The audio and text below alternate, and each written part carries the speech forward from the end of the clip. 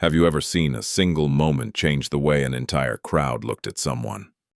It happened on a bright Saturday afternoon in downtown Chicago, where families had gathered for a community festival filled with laughter, music, and children's games. No one expected the day to end with the sharp sound of a slap echoing across the plaza. A successful woman, convinced she was protecting others, struck a quiet single father in front of hundreds of stunned strangers. His young daughter stood frozen beside him, clutching his worn canvas lunch bag. But before anyone could cheer or condemn what had happened, her bodyguard locked his eyes on an old scar running along the man's jaw and suddenly went pale. In that instant, everything changed. Before we begin, tell us where you're watching from and what time it is in your part of the world. And if you enjoy heartfelt stories about second chances, kindness, and the quiet strength of ordinary people, be sure to subscribe to Drama Tales Official. The story begins. The October air carried just enough chill to make hot chocolate the most popular drink at Chicago's annual Children's Community Food Festival. Booths lined the city square with homemade pies, warm soup, and colorful balloons that floated above laughing families. Volunteers moved from table to table while local musicians filled the afternoon with soft country songs. Ethan Brooks walked through the crowd with his 8-year-old daughter, Lily, beside him. She skipped over the cracks in the sidewalk, proudly carrying the faded canvas lunch bag her father had used for years. "Dad," she asked with a grin, "do you think they'll still have caramel popcorn?" "Oh, if we're lucky," Ethan said, smiling, "but only after we help Mrs. Alvarez clean up her booth." Lily sighed dramatically. "You always make me earn dessert." "I call it good parenting." She laughed, looping her small hand around 2 of his fingers. People who knew Ethan waved as they passed. He worked long hours at a neighborhood diner, volunteered whenever he could, and somehow still found time to coach children's baseball on weekends. Most people knew him simply as the quiet single father who never seemed to complain. Near the center of the festival, a disagreement suddenly broke out.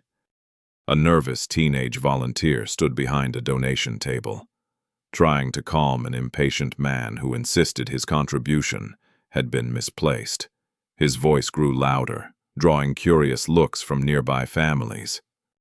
Ethan noticed the young volunteer's trembling hands. "Stay here for a second," he gently told Lily. "I will." He walked over slowly, keeping his hands visible. "Sir," Ethan said evenly, "maybe we can figure this out without yelling." "I don't need your advice," the man snapped. "You don't," Ethan agreed calmly. "But she doesn't deserve to be frightened." The angry man took a step closer. For a tense moment, it looked as if he might shove Ethan. Before anything else could happen, another voice cut through the crowd. "The security." Heads turned. Olivia Hartwell, director of the Hartwell Family Foundation and the festival's largest sponsor, had just arrived after touring another charity event across town. From where she stood, all she saw was a large man standing between a frightened volunteer and raised voices. Without hearing the conversation or seeing how it began, she rushed forward. "What do you think you're doing?" she demanded. Ethan turned, surprised. "I'm trying to—" Her hand flashed before he could finish. The crack of the slap echoed across the square. Silence swallowed the music. Lily gasped. Her lunch bag slipped from her fingers and landed softly on the pavement. Dozens of conversations stopped at once. Parents froze. Children stared. A red mark slowly appeared across Ethan's cheek. He didn't raise his voice. He didn't lift a hand. He simply looked at Olivia for a long second, then bent down to pick up Lily's lunch bag. "It's okay," he quietly said to his daughter, brushing dust from the worn canvas. "Let's go." Lily's eyes filled with tears. "But, Daddy..." Before Ethan could answer, a man in a dark suit stepped beside Olivia. Marcus Cole, her longtime head of security, had been scanning the crowd the entire time. As Ethan turned away, the collar of his jacket shifted slightly. Marcus caught sight of a long, pale scar stretching from the edge of Ethan's jaw toward his neck. His face lost all color. His breathing stopped for a heartbeat. He took one hesitant step forward, staring as though he had seen a ghost. In a voice barely above a whisper, Marcus said, "Ma'am." Olivia looked at him, still shaken by what had happened. Marcus never took his eyes off Ethan. "I think we need to leave." The silence lingered even after Ethan and Lily disappeared into the flow of people leaving the festival. No one applauded. No one spoke. A few parents looked at Olivia with uncertainty instead of approval. Others glanced toward the exit, where Ethan had walked away without saying another word. Olivia slowly lowered her hand. "What just happened?" she whispered, more to herself than anyone else. The teenage volunteer she had rushed to protect swallowed hard. He wasn't threatening me." Olivia turned sharply. "Oh, what?" "He was helping." The words landed like stones. Marcus stood beside her, his attention still fixed on the empty path Ethan had taken. "We should go," he said quietly. Olivia frowned. "Marcus, if I made a mistake, I'll apologize." His jaw tightened. "You don't understand." "Then explain." "I can't." She had worked with Marcus for almost 7 years. He had remained calm through political protests, security threats, and countless public events. She had never seen fear in his eyes. Now she did. Across town, Ethan unlocked the door to a small neighborhood diner where he worked weekend afternoons. The lunch rush had already slowed. The smell of fresh coffee drifted through the room as familiar customers chatted over pie and sandwiches. Lily remained unusually quiet. Ethan tied on his apron while she climbed onto her favorite stool near the kitchen window. After several minutes, she finally spoke. "Dad." He looked up from filling sugar containers. "Yeah, sweetheart. Why didn't you yell?" He paused. "Because yelling wouldn't have helped." "But she hit you." "I know." "Weren't you angry?" Ethan smiled gently, though the mark on his cheek was still visible. Being angry and showing anger aren't always the same thing. Lily thought about that. "I think I would have yelled." He chuckled. "I probably would have too, when I was your age." That earned the smallest smile from her. Mrs. Alvarez, the elderly waitress who had known Ethan for years, quietly placed a slice of apple pie in front of Lily. "On the house." Lily looked toward her father. He nodded once. "Thank you." Mrs. Alvarez touched Ethan's shoulder as she passed. "You okay?" "I will be." She didn't ask another question. She knew Ethan rarely spoke about painful things until he was ready. Meanwhile, Marcus sat alone inside his SUV, parked 2 blocks from the festival. He stared through the windshield without starting the engine. His hands rested motionless on the steering wheel. The scar, the posture, the calm voice, the way Ethan instinctively stepped between danger and someone weaker. None of it felt like coincidence. His phone buzzed. "Olivia." He ignored the call. Instead, he opened a small notebook he carried for work. On a blank page, he wrote only 4 words. "Who are you really?" He closed the notebook and leaned back. A memory tugged at the edge of his mind. Dust. Smoke. Someone shouting!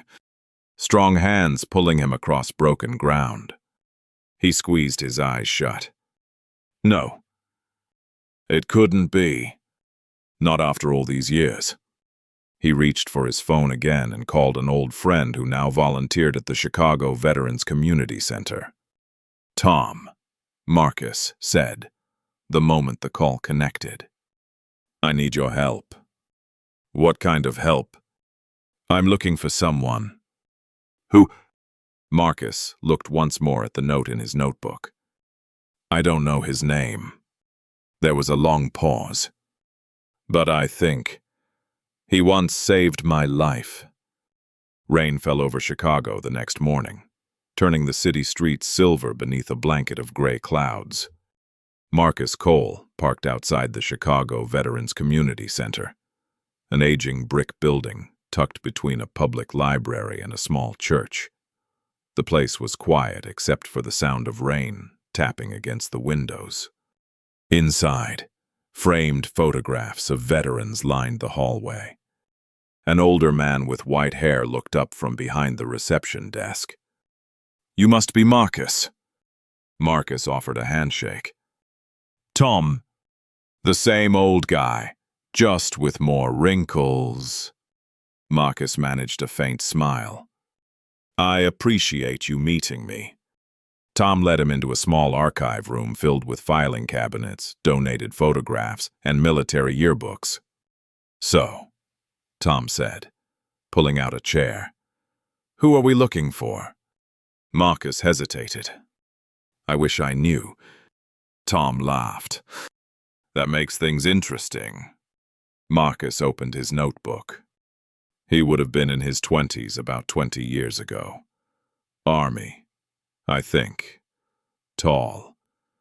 Quiet. Never wasted words. Tom nodded. That's not exactly a rare description. Marcus continued. He had this habit. What habit? If someone walked into a room carrying something heavy, he'd stand up before anyone asked. Tom raised an eyebrow. Anything else? Marcus closed his eyes. There wasn't a scar. What? The man I remember didn't have one. Tom leaned back. So the scar came later. Marcus nodded slowly. And yesterday, I saw it. Tom walked toward a cabinet labeled Local Heroes. Let's start somewhere else. He pulled out several newspaper folders. Sometimes people leave the military without anyone remembering their names, but the community remembers what they did afterward. For nearly an hour, they flipped through faded newspaper clippings. Neighborhood rescues. Volunteer awards. Blood drives. Firefighters. Teachers. Nothing. Marcus rubbed his forehead. Maybe he had been wrong. Maybe grief had twisted an old memory into something that never happened. Then Tom stopped. Hold on. He carefully unfolded a yellowed newspaper from nearly 15 years earlier. The headline read, Local Diner, Cook Saves Family from Highway Crash. The accompanying photograph showed a younger Ethan kneeling beside an overturned pickup truck, comforting a frightened little boy wrapped in a blanket. Marcus's heartbeat quickened. It's him. Tom looked closer. You know this man. Marcus barely heard the question. His eyes stayed fixed on the photograph. Ethan looked younger. His face was clean. No scar. But the eyes. The calm expression. It was the same man. Marcus picked up the clipping with trembling hands. What happened after this? Tom searched another folder. There wasn't much coverage. Why? He refused every interview. Tom found a second article, no larger than a postcard. The headline was almost hidden near the bottom of the page. Local hero declines civic award. Marcus let out a slow breath. He walked away. Apparently, Tom replied. The mayor wanted to recognize him. He never showed up. Marcus stared at the tiny black and white photo. Some people chased attention. Others ran from it. His phone buzzed. Olivia. Again. This time he answered. Marcus, where are you? She asked. I found him. You know who he is? Marcus looked at the old newspaper in his hands. I know enough to realize. His voice trailed off. Then he looked toward the rain-covered window. We judged the wrong man. Olivia Hartwell had barely slept. Every time she closed her eyes, she heard the same sound.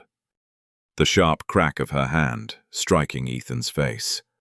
She had acted without asking a single question. By Monday morning, the newspapers had already moved on to other stories. The festival had been a success, according to the headlines. Thousands of meals had been served. Donations had exceeded expectations. But Olivia couldn't stop thinking about the one moment that had gone terribly wrong. She stood in her office overlooking downtown Chicago as Marcus entered with a thin folder tucked beneath his arm. You found him, she said quietly. Marcus nodded. I found pieces of him. He laid 2 old newspaper clippings on her desk. Olivia picked up the first one. It showed Ethan kneeling beside an overturned truck, comforting a frightened child. He saved them. Marcus nodded. And refused every interview. She reached for the second clipping. Local hero declines civic award. She looked up. Why would someone refuse recognition? Marcus answered without hesitation. Maybe because he wasn't doing it to be recognized. Those words lingered in the room. And that afternoon, Olivia drove across town alone. No assistance. No security convoy. She left Marcus behind on purpose. She wasn't ready to apologize yet. Not until she understood the man she had judged.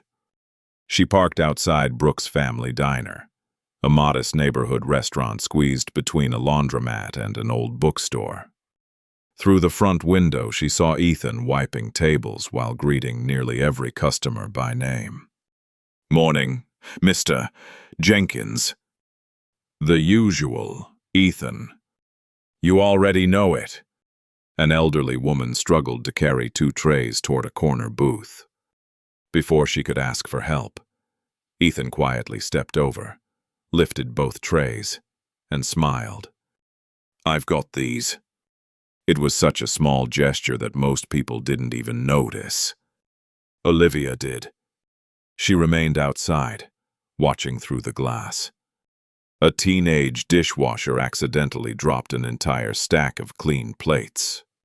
The crash silenced the restaurant. The boy froze.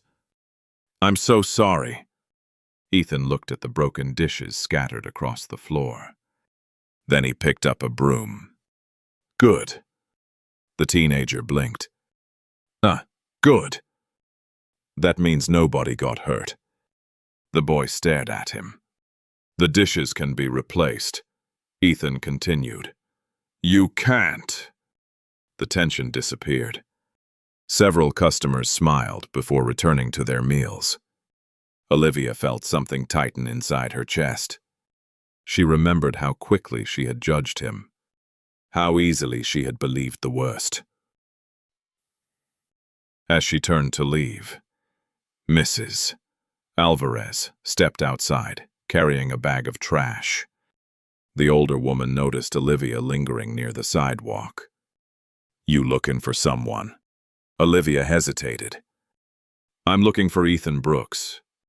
Mrs. Alvarez studied her face for a moment. You from the festival. Olivia swallowed. Yes. I thought so. There was no anger in the woman's voice. Only disappointment. He won't speak badly about you, Mrs. Alvarez said. He doesn't speak badly about anyone. Olivia lowered her eyes. I came to apologize. Mrs. Alvarez gave a gentle nod. Then don't do it because you feel guilty. Olivia looked up. Do it because you finally see him? Before Olivia could answer, the diner's front door opened. Lily ran outside carrying the familiar canvas lunch bag. Dad! She waved excitedly. I found your watch. Ethan stepped out behind her, smiling as she placed an old silver watch into his hand. He carefully wound it before slipping it onto his wrist. For just a second, Olivia noticed him glance at the watch with quiet affection, as if it meant far more than simply telling time. Then he looked up. Their eyes met across the sidewalk. Neither of them spoke. Ethan held Olivia's gaze for only a moment before looking back at Lily. Come on, he said softly. Let's head home. Lily slipped her hand into his, and together they walked down the sidewalk. The worn canvas lunch bag swung gently between them, brushing against Ethan's leg with every step. Olivia watched until they disappeared around the corner. She had planned a dozen different apologies. None of them seemed enough anymore. That evening, a steady rain drummed against the windows of Ethan's small apartment. The place was simple but warm. Family photographs filled one wall. A bookshelf held children's novels, cookbooks, and a few worn paperbacks with creased covers. On a hook near the kitchen hung the faded canvas lunch bag. Lily sat cross-legged on the living room rug, finishing her homework while Ethan prepared grilled cheese sandwiches and tomato soup.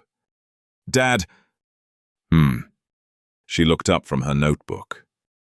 Does your cheek still hurt? He touched the fading mark and smiled. Not much. She hesitated before asking the question that had been growing in her mind. What about your scar? The room became very still. Ethan stirred the soup for another few seconds before turning off the stove. He carried 2 bowls to the table and sat across from Lily.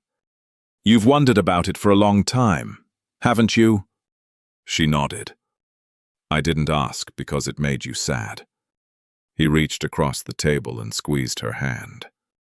It doesn't make me sad. What does it make you? He thought for a moment. It reminds me. Of what? He looked toward the rain-covered window. One winter morning, a school bus slid off an icy road. Lily listened without interrupting. It caught fire after hitting a guardrail. Some children were trapped inside. You were there. I was driving to work. You helped. Ethan gave a quiet nod. I got a few kids out. Then I heard another little girl crying near the back. His fingers brushed the scar along his jaw almost absent-mindedly. The ceiling collapsed while I was carrying her. Lily's eyes widened. Did it hurt? It did. Were you scared? He smiled honestly. Very. But you went back anyway. She was still inside. Lily lowered her eyes. What happened to the little girl?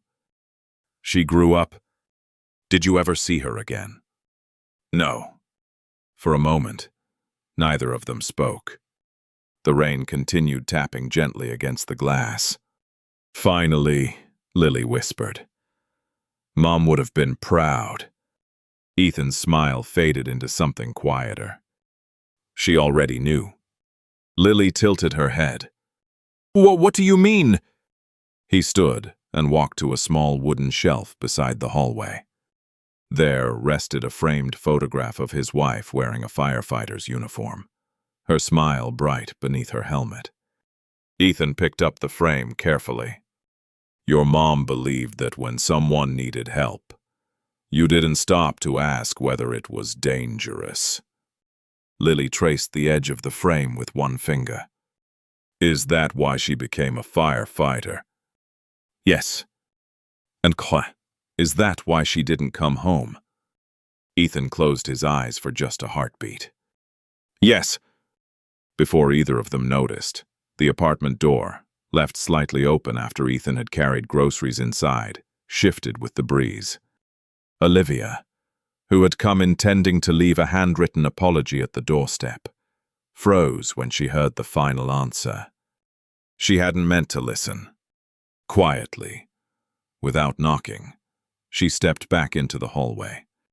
Tears blurred her vision as she realized the deepest wound she had caused wasn't the slap.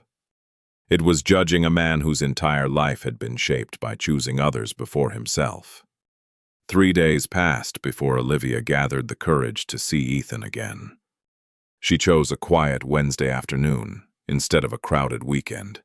Marcus offered to accompany her, but she shook her head.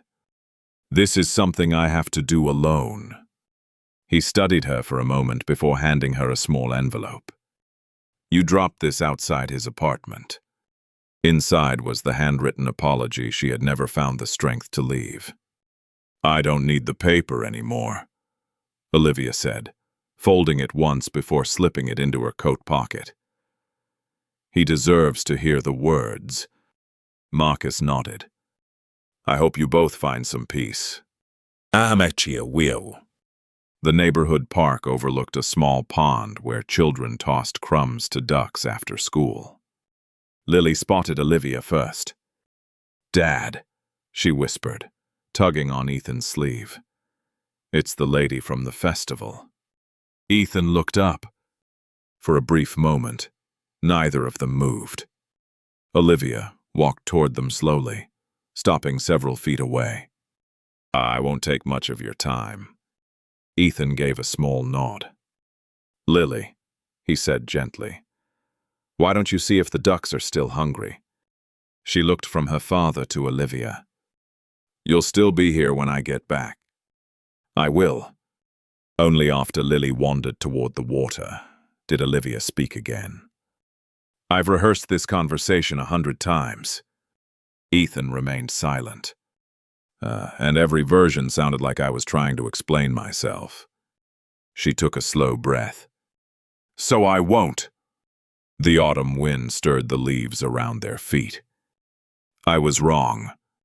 Her voice trembled. I judged you without knowing you. I embarrassed you in front of your daughter, and I've thought about that every day since. She lowered her eyes. I'm deeply sorry. The words hung quietly between them. Ethan looked across the pond where Lily laughed as 2 ducks chased one another across the water. Finally, he spoke. The slap wasn't the hardest part. Olivia felt her chest tighten. It wasn't. He slowly shook his head. The hardest part was seeing Lily wonder why someone thought her father deserved it. Olivia closed her eyes. I know. No, Ethan answered softly. You know you made a mistake. He paused. You don't know what it felt like to watch my little girl question whether I'd done something terrible. Tears welled in Olivia's eyes. I can't undo that. No.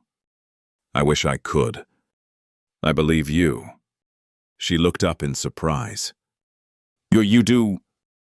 I believe you're sorry. A long silence followed. But forgiveness isn't something you ask for once. Ethan continued. It's something you earn with what you choose to do afterward. Olivia nodded slowly. I understand. I hope you do. At that moment, Lily came running back, her cheeks pink from the cool air. Dad, she called. One of the ducks followed me. She stopped when she reached them and looked up at Olivia. For a second, neither of them spoke. Then Lily smiled. Do you want to help me feed them? Olivia blinked. You, want me to? Lily shrugged with the uncomplicated wisdom only a child could carry. Everybody gets another chance. Ethan looked at his daughter, then quietly reached into the worn canvas lunch bag. He pulled out half a loaf of bread, wrapped in a clean kitchen towel, and handed it to Olivia.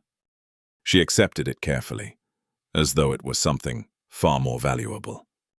Without another word, the three of them walked toward the edge of the pond together. For the first time since the festival, the silence between them no longer felt heavy. It felt possible. A week later, the Chicago Veterans Memorial hosted its annual gathering. Rows of American flags lined the walkway, fluttering gently beneath a cloudless autumn sky. Veterans greeted one another with firm handshakes, quiet hugs, and stories that rarely needed many words. Ethan almost didn't come.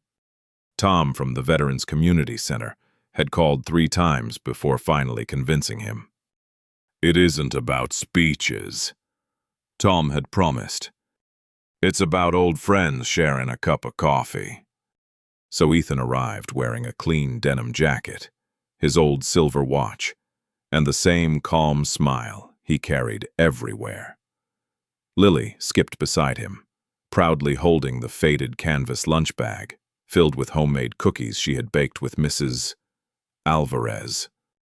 They're not perfect, Lily whispered. Ethan smiled.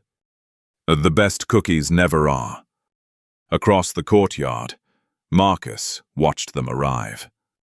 His heart pounded harder than it had during any security assignment. For days, he had wondered whether to say anything. Part of him feared he had remembered the past incorrectly. Another part feared he hadn't. Tom noticed Marcus standing alone.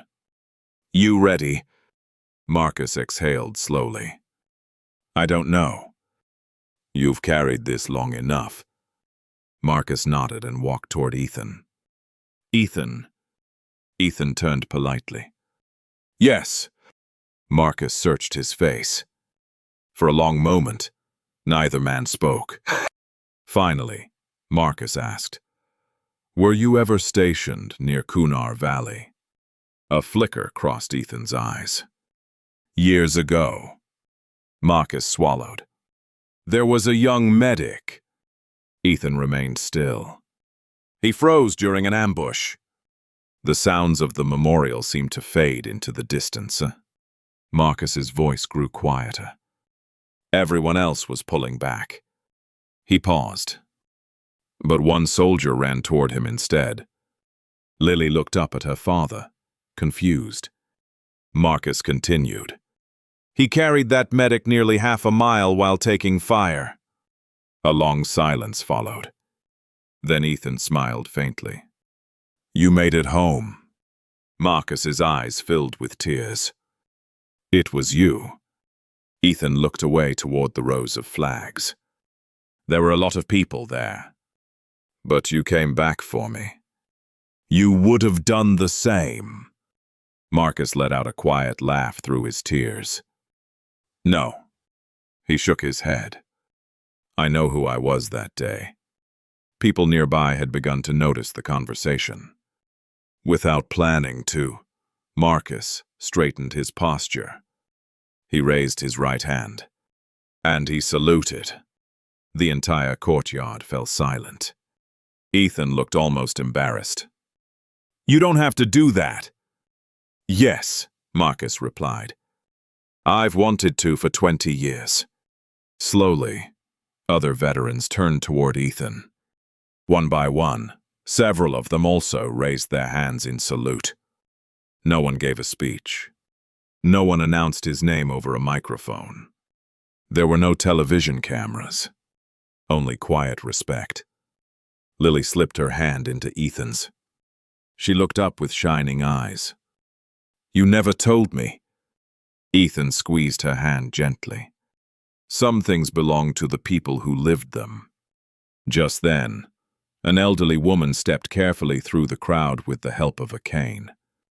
She stared at Ethan for several seconds before speaking. I know you. Ethan frowned politely. I'm sorry. Have we met? The woman smiled. No. She touched the silver cross around her neck. But 15 years ago, my grandson almost died on Interstate 90. Marcus slowly turned. The woman looked directly into Ethan's eyes. You pulled him out of a wreck before the ambulance arrived. Ethan lowered his head, already remembering. She reached into her handbag and carefully unfolded an old newspaper clipping that had been protected inside a plastic sleeve for years. I've been hoping to thank you ever since. The elderly woman never let go of Ethan's hand. My grandson is 22 now, she said with a smile that trembled at the edges. He's studying to become a paramedic because of you. Ethan looked genuinely surprised. I didn't do anything special. She laughed softly. That's exactly what a good man would say. Before he could respond, her grandson stepped forward from the crowd. He was tall, broad-shouldered, and wore the navy blue uniform of an EMT trainee. I've wanted to meet you my whole life, he said. Ethan shook his hand. I'm glad everything turned out well. It turned out well because you stopped your truck. The young man smiled. I hope one day I can stop for someone the way you stopped for us. For a moment, Ethan couldn't find the right words. Instead, he simply nodded. Sometimes gratitude was too large for conversation. Chiutia. That evening, Olivia arrived at Ethan's apartment carrying a small casserole dish Mrs. Alvarez had insisted she bring. You can't apologize on an empty stomach, the older woman had joked. Lily opened the door with a bright smile. You're just in time. For dinner. And dessert. Olivia laughed. I guess I'm lucky. The apartment smelled of roasted chicken and fresh bread. Nothing about it was expensive. Everything about it felt like home. They shared stories over dinner. Lily talked about school. Ethan asked Olivia about the Foundation's reading program. For the first time, the conversation flowed without awkwardness. When the meal ended, Lily carried the empty plates into the kitchen. I'll wash these. Ethan smiled. I'll help in a minute. As Lily disappeared around the corner, Olivia noticed the familiar canvas lunch bag resting on a chair beside the table. I've seen that bag everywhere, she said with a gentle smile. The festival. The park. The memorial. Ethan looked at it for a long moment. I suppose you have. It must be important. It is. He reached for the faded bag with both hands, handling it as carefully as if it were made of glass. It belonged to my wife. Olivia remained silent. Ethan slowly opened the worn zipper. Inside were a neatly folded kitchen towel, an old sandwich container with faded scratches, and a small envelope whose edges had softened with age. I carry this every day. He held up the envelope. I've never thrown it away. Olivia spoke almost in a whisper. May I ask why? Instead of answering, Ethan unfolded the note and quietly handed it to her. The handwriting was warm and slightly slanted. No matter how hard today gets, come home smiling for Lily. Love. Emma. Olivia's eyes blurred before she reached the last word. She looked up. You still carry this every day. It reminds you of her. He smiled gently. It reminds me of the promise I made. What promise? That no matter what happened outside those doors. He glanced toward the kitchen, where Lily was humming while washing dishes. She would never have to carry my worst days. Olivia carefully folded the note and returned it with both hands. I understand now. Ethan shook his head. No. She looked at him, puzzled. You understand a little more than you did. He slipped the note back inside the lunch bag and zipped it closed. The rest takes a lifetime. Neither of them noticed Lily standing quietly in the hallway. She smiled to herself. Her father had finally shared a piece of his heart with someone else. For the first time in years, that no longer frightened her. Nearly a year had passed since the afternoon that changed all of their lives. The Children's Community Food Festival returned to downtown Chicago, filling the same streets with music, laughter, and the smell of fresh popcorn. Bright banners stretched between lampposts, and children ran from booth to booth with painted faces and sticky hands. This time, Ethan arrived early.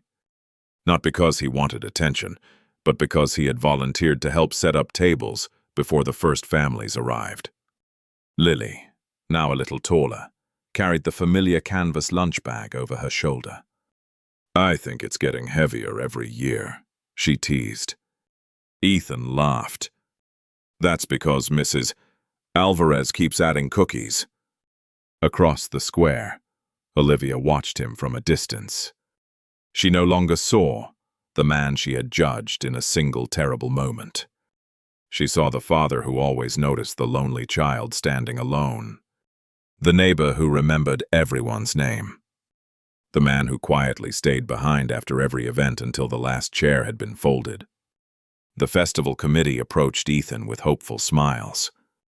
We've been talking, one organizer said. We'd like to recognize you before today's opening ceremony. Ethan didn't even hesitate. I appreciate that. The organizer smiled. And so you'll do it. Ethan gently shook his head.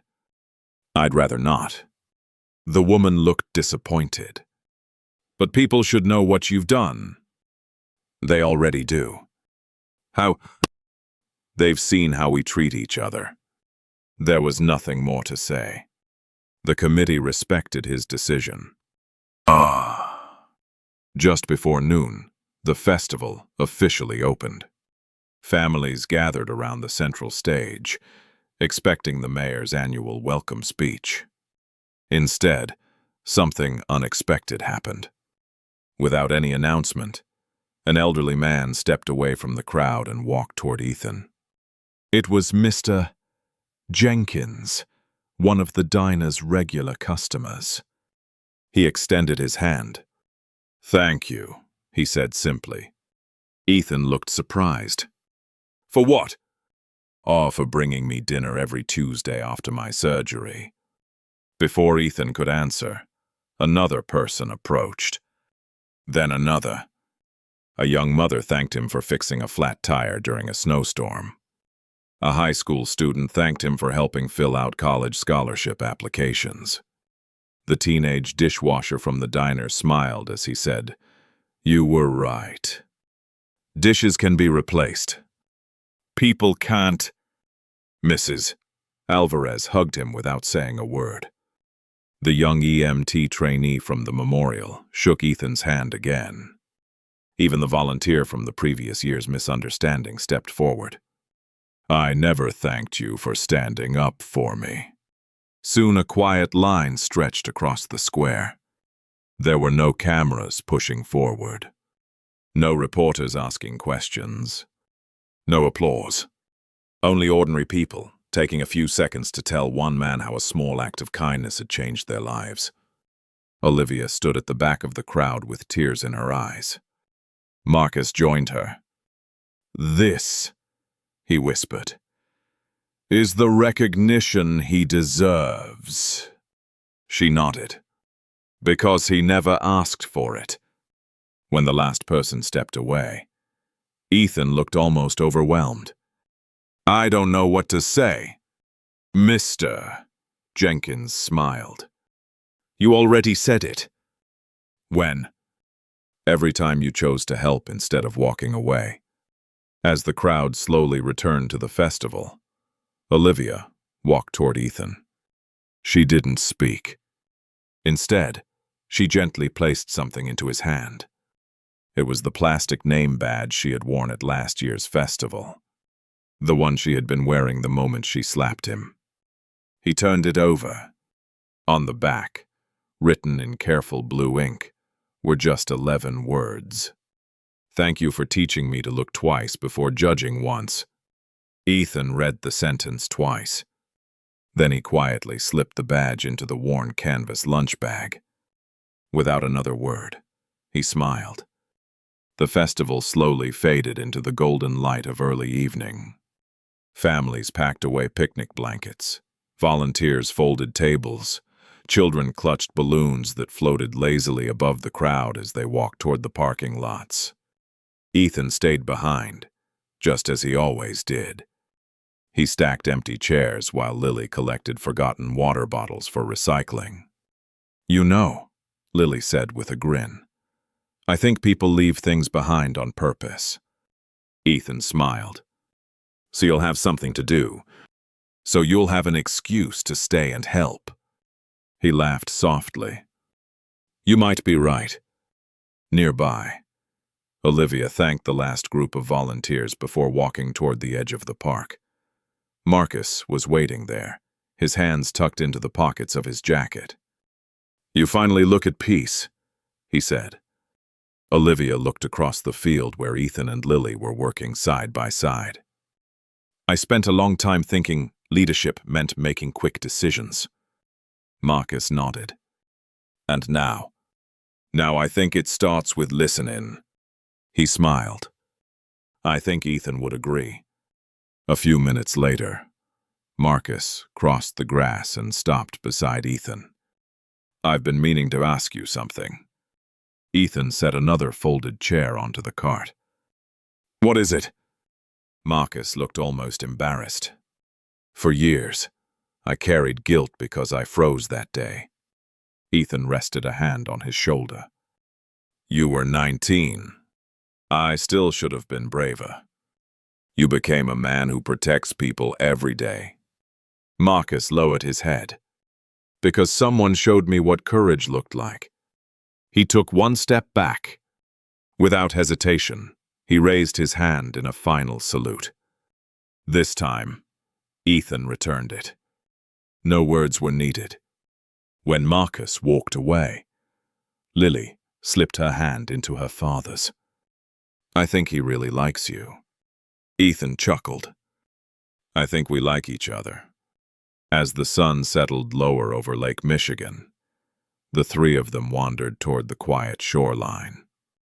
The city skyline glowed with shades of orange and gold reflected across the water. They found an empty bench overlooking the lake. Ethan unzipped the familiar canvas lunch bag. Inside rested Emma's handwritten note. Beside it lay Olivia's name badge. 2 reminders. One of love. One of forgiveness. He placed the badge carefully next to the folded letter before closing the zipper again. Olivia noticed. "You kept it." "I did. I wasn't sure you would." Ethan looked out across the water. "The worst day between two people doesn't have to be the last chapter." A gentle breeze carried the sound of distant waves against the rocks.